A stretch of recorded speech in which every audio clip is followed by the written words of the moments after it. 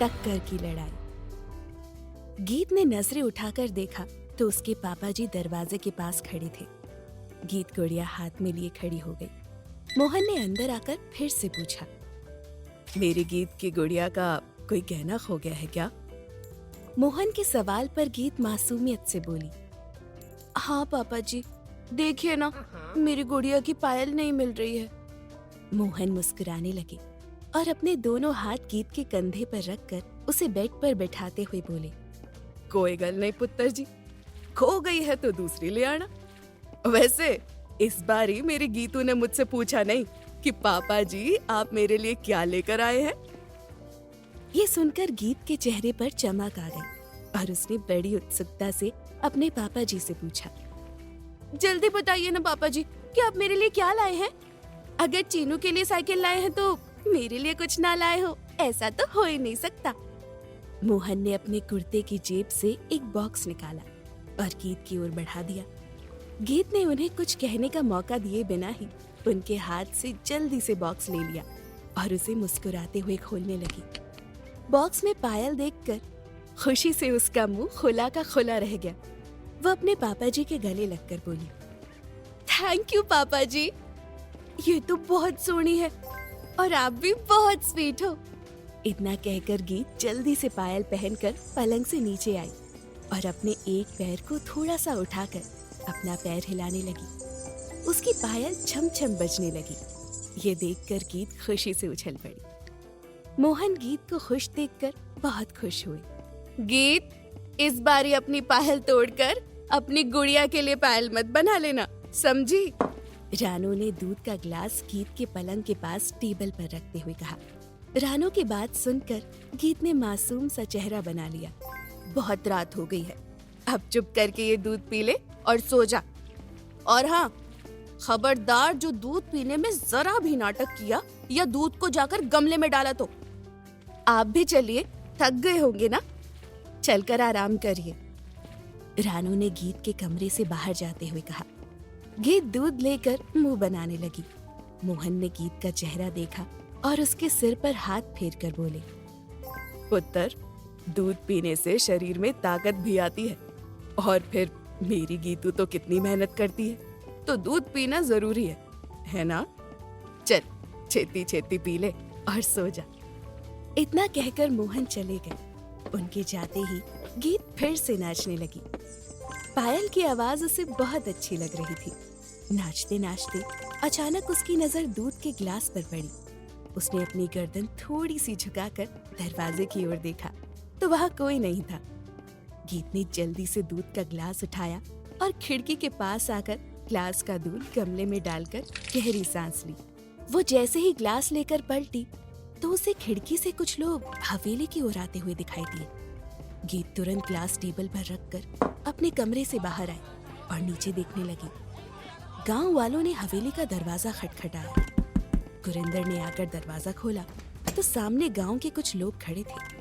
रात के 12:30 बजे गांव वालों को देखकर गुरिंदर हैरान हो गया। कौन है पुत्र? दारजी ने अपने कमरे से बाहर आते हुए पूछा। गुरिंदर दरवाजे से हटा और गांव के लोग अंदर आए। तभी तेजी भी घर आ गया। रामू को अपने घर देखकर उसकी सिट्टी पिट्टी गुम हो गई और उसे बहुत गुस्सा आया, पर दारजी की वजह से उसने खुद को रोक लिया। घर के सारे लोग भी बाहर आ गए। दारजी ने गांव वालों से पूछा, आप सब इतनी रात को, सब ठीक तो है ना? मेरी साली का आज शाम से कुछ पता नहीं है दारजी। 2 दिन पहले ही यहाँ आई थी, पता नहीं कहाँ चली गई। मेरी घरवाली का रो रो कर बुरा हाल हो गया है। कुछ कीजिए दारजी, मदद करिए मेरी। रामू ने हाथ जोड़कर कहा। तेजी ने आगे बढ़कर गुस्से से कहा, तेरी साली अगर किसी के साथ भाग गई है तो उसमें हम क्या कर सकते हैं? तेजी की बातें सुनकर मोहन गुस्से से तेजी को डांटते हुए बोले, तेजी, ये क्या तरीका है? ये लोग यहाँ इतनी रात को हमसे मदद मांगने आए हैं, वो भी इसलिए क्योंकि इन्हें हमसे आशा है। और तू इस तरह की गल्ला कर रहा है। हमें इनकी मदद करनी चाहिए, और अगर हम इनकी मदद नहीं भी कर सकते तो भी किसी की बेटी पर कीचड़ उछालने का हमें कोई हक नहीं है। तेजी गुस्से में मुंह फेरकर खड़ा हो गया और आगे कुछ बोल ही नहीं पाया। रामू, तुम्हें जाकर पुलिस से मदद लेनी चाहिए। दारजी ने झूले पर बैठते हुए कहा। तभी रामू का छोटा भाई भोला आगे आकर बोला, हम गए थे दारजी, पर उन्होंने कहा कि किसी के गुमशुदा होने के 24 घंटे बाद पुलिस रिपोर्ट दर्ज करती है। दारजी और मोहन एक दूसरे को देखने लगे, पर तेजी ने ये सुनकर सुकून की सांस ली। अगर आप कहेंगे दारजी, तो दरेगा बाबू हमारी मदद जरूर करेंगे। जवान लड़की है, वो भी पराई अमानत। अगर कुछ ऊंच नीच हो गई तो मैं अपने ससुराल में किसी को मुंह दिखाने लायक नहीं रहूंगा। एक बारी दरोगा बाबू से चलकर बात कर लीजिए दारजी। रामू ने हाथ जोड़कर कहा। तेजी पुत्र, इनके साथ जाकर दरोगा से बात कर। उनसे कह कि अभी के अभी इसकी साली की गुमशुदगी की रपट लिखे और उसे ढूंढे। कहीं कुछ हो गया कुड़ी नू तो हमारे ही गांव का नाम बदनाम होगा। और अगर जरूरत लगे तो फोन पर मेरी बात करवा देना। दारजी के इतना कहते ही तेजी ने सिर झुकाकर कहा, जी दारजी, अभी चला जाता हूँ। तेजी तुरंत चला गया और बाकी सब भी दारजी के आगे हाथ जोड़कर उसके पीछे ही चल दिए। गीत ये सब सुनकर परेशान हो गई। अगले दिन सुबह गेस्ट हाउस का माली बाहर बगीचे में पौधों को पानी दे रहा था। तभी उसकी नजर वहां पड़ी ताबीज पर पड़ी। उसने ताबीज को उठाया और देखने लगा। कल जो साहब आए हैं, लगता है ये उनका है। माली ने ताबीज देखते हुए कहा। तभी उसकी नजर मान के कमरे की ओर जा रहे नौकर पर पड़ी। उसने नौकर को इशारा करके बुलाया। ये ताबीज शायद कल वाले साहब का है, उन्हें दे देना। माली ने नौकर को ताबीज देते हुए कहा। नौकर ताबीज लेकर मान के कमरे में आया, पर मान को सोता देख वो मुंशी जी को ढूंढने उनके कमरे में चला गया। पर मुंशी जी उसे कहीं दिखाई नहीं दिए। तो नौकर फिर से मान के कमरे में आया और ताबीज टेबल पर रखकर वहां से चला गया। नौकर के जाते ही मान के फोन की बेल बजने लगी। मान ने बिना आंखें खोले ही टेबल पर हाथ बढ़ाकर अपना मोबाइल उठाया और फोन कान से लगाकर बोला, बोलिए दादी माँ। 11 बज रहे हैं बेटा, अब उठ जाइए। केसर ने अपनी गाड़ी की पीछे की सीट पर बैठते हुए कहा। मान बिना आंखें खोले ही बोला, दादी माँ, आप इतनी दूर बैठकर भी मुझे परेशान कर रही हैं। प्लीज फोन रखिए और सोने दीजिए मुझे। केसर मुस्कुराने लगी और ड्राइवर को गाड़ी ड्राइव करने का इशारा करते हुए मान से बोली, मान, आप कहीं भी चले जाइए, आपकी दादी माँ आपको तब तक परेशान करेगी जब तक आप शादी नहीं कर लेते। शादी का नाम सुनते ही मान ने अपनी आंखें खोली और उठकर बैठते हुए बोला, आपकी गाड़ी हमेशा मेरी शादी पर ही आकर क्यों रुक जाती है दादी माँ? वैसे ये बताइए कि आप कहाँ जा रही हैं? हम कहीं जा रहे हैं, ये आपको कैसे पता? केसर ने हैरानी से पूछा। मान ने बिस्तर से उठकर अपना कैमरा उठाया और बोला, दादी माँ, हमारे घर में ट्रैफिक की आवाज नहीं आती है, तो जाहिर सी बात है कि आप घर में नहीं है। ये सुनकर केसर बार बार पलटते हुए बोली, वैसे मुंशी जी ने हमें बताया कि कल रात आप फिर से बाहर फोटोग्राफी करने गए थे, वजह जान सकते हैं आपसे? मान ने फोन को अपने कंधे से टिकाया और कैमरा चेक करते हुए बोला, इसलिए आपने मुंशी जी को मेरे साथ भेजा है, मुझ पर नजर रखने के लिए, है ना?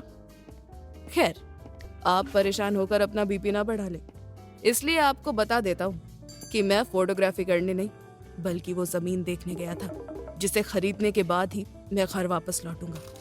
अब बताइए कि आप कहाँ जा रही हैं? हम डॉक्टर से अपना रूटीन चेकअप करवाने जा रहे हैं। वैसे मुंशी जी ने हमें एक और बात बताई है मान। केसर ने इतना कहा तो मान चिढ़कर बोला, वो भी पूछ लीजिए ना दादी माँ, वरना आप थोड़ी देर बाद फिर से मुझे फोन करके परेशान करेंगी। ये सुनकर केसर हंसने लगी और उन्होंने मान से पूछा, जिस लड़की ने आपकी गाड़ी का टायर पंचर किया वो आपकी टक्कर की होगी, ये तो हम समझ गए, पर क्या वो दिखने में भी खूबसूरत है? केसर का सवाल सुनते ही मान ने गुस्से में कॉल डिस्कनेक्ट कर दी और फोन बेड पर फेंक दिया। हेलो हेलो मान। काट दिया। केसर मुस्कुराते हुए बोली। मान ने गुस्से में अपना कैमरा उठाया और उसमें से कार्ड निकालकर उसे अपने लैपटॉप में लगाकर रात में ली गई तस्वीरें देखने लगा। पहली तस्वीर झूले की थी। मान ने उसे जूम करके देखा। झूले की रस्सी में एक लाल रंग का रिबन बंधा हुआ था। मान ने अगली तस्वीर देखी जो आम के पेड़ की थी। मान को याद आया कि पेड़ के तने पर कुछ लिखा हुआ था। उसने तस्वीर जूम की तो उसे पेड़ के तने पर गीत लिखा हुआ नजर आया। गीत? मान ने हैरानी से गीत का नाम लिया तो अपनी हवेली की छत पर खड़ी गीत, जो अपने गीले बालों को टाल से पोंछ रही थी, उसके कान में सिरहन होने लगी और वो चौंक गई। उसे ऐसा लगा जैसे किसी ने उसे पुकारा। वो अपने चारों ओर देखने लगी पर दूर दूर तक उसे कोई नजर नहीं आया। उसने अपने हथेली से अपने सिर पर धीरे से मारा और मुस्कुराते हुए बोली, गीत तू ना सच में झल्ली हो गई है। तभी गीत की नजर चीनू पर पड़ी जो फुटबॉल खेलते हुए वहां आया था। गीत मुस्कुराते हुए चीनू के पास आकर बोली, चीनू, पापा जी जो मेरे लिए स्कूटी लाए थे, वीर जी ने उसे हवेली के पीछे वाले बरामदे में रखा है ना? स्कूटी का नाम सुनते ही चीनू अपनी फुटबॉल खाट पर रखकर गीत से बोला, हाँ दीदी चलो ना, मुझे आपकी स्कूटी पर घूमना है। दीदी वीर जी को अगर पता चल गया कि मैंने स्कूटी को हाथ लगाया तो मेरे हाथ तोड़ देंगे। गीत ने मुट्ठी पर बैठते हुए कहा। चीनू ने पीछे से गीत के गले में अपनी बाहें डाली और प्यार से बोला, वीर जी को पता ही नहीं चलेगा दीदी। मैं बलवंत काका से कहकर स्कूटी खेत में ले जाऊंगा। आप छिपकर खेतों में आ जाना और फिर आप स्कूटी पर मुझे घुमाना। प्लीज ना दीदी। नहीं नहीं चीनू, अगर मुझे हवेली के बाहर तेजी वीर जी या उनके दोस्तों ने देख लिया तो मुसीबत हो जानी है। गीत ने चीनू की बाहें हटाकर कहा। चीनू उदास होकर खाट पर बैठ गया। उसे उदास देखकर गीत भी उदास हो गई और चीनू के पास बैठकर बोली, वैसे हेलमेट लगाने से मुझे कोई नहीं पहचानेगा, है ना? ये सुनकर चीनू बहुत खुश हुआ और गीत के गले लग गया। गीत उसे गुदगुदे करने लगी और दोनों हंसने लगे। मैं जाकर बलवंत काका को पटाता हूँ। चीनू अपने फुटबॉल उठाकर इतना बोला और नीचे भाग गया। उसकी जाते ही गीत खुद से बोली, मुझे एक बार फिर से उस ताबीज को ढूंढने की कोशिश करनी होगी। गीत उठी और टाल सुखाने के लिए रस्सी पर डालने लगी। तभी उसकी नजर नीचे रामू पर पड़ी जो अपने भाई और पत्नी के साथ उनकी हवेली की तरफ ही आ रहा था। उनके चेहरे के भाव बता रहे थे कि वो बहुत गुस्से में है। क्या रामू को पता चल चुका था कि तेजी ने उसकी साली के साथ क्या किया है? जानने के लिए सुनते रहिए ए दिल है मुश्किल, सिर्फ